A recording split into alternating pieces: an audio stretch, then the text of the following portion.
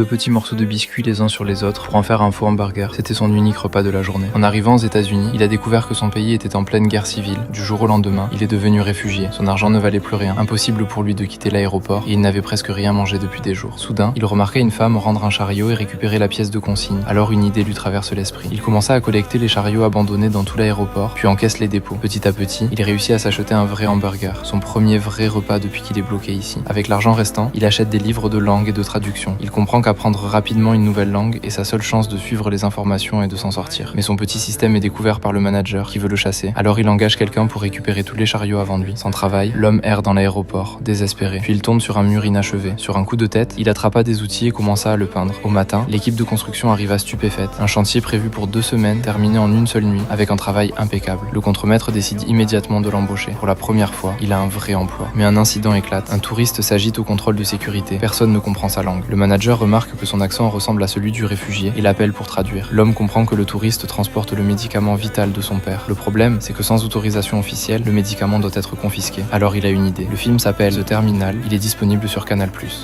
L'homme empila 2 petits morceaux